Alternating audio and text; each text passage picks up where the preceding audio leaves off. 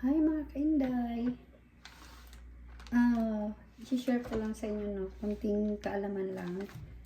Bumili ako nung nakaraan sa St. Louis ng upo. Binili ko dalawang ganito kalaki. So yung isa naluto ko na. Tapos ito, magluto ulit ako ng isasahugan ko nitong gulay. Then, so hindi ko siya naluto lahat. Ang ginawa ko, binalot ko sa paper towel at saka sa ziplock. Tapos nilagay ko sa fridge.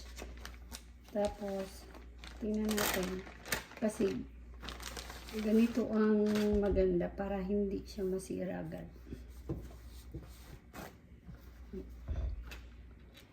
So ito yan siya, oh guys, oh. 'Di ba? Parang fresh pa rin yung gulay. So yung hindi nabalot, ganito ang nangyari sa kanya, oh. Oh. Nasira na siya. Pero yung binalot ng paper towel, ganito siya, oh. 'Di ba? Ganda pa rin. So ang gagawin ko, tanggalin ko na lang yung sira. Tapos yung kalahati, yun na lang ang lulutuin ko.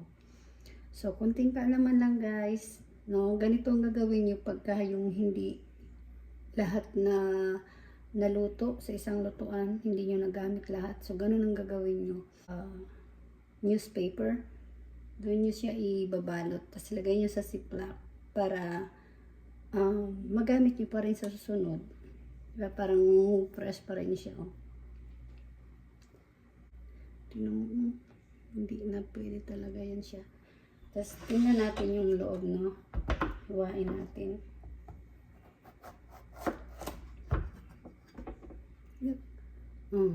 Ganyan pa rin siya, oh. Ito yung kalahati ng diba? So magagamit pa rin. Mga na siguro siya, ganito pa rin siya, oh. So yun lang, kunting kaalaman lang, guys. Thank you for watching and please subscribe my channel Indylin. And please like and share para sa mga hindi pa po nakakaalam. So, para maturuan din natin sila, no? Para alam din nila, para hindi sayang kasi, diba, mahal na ngayon mga bilihin. Kailangan natin magtipid. Okay, thank you. Bye-bye.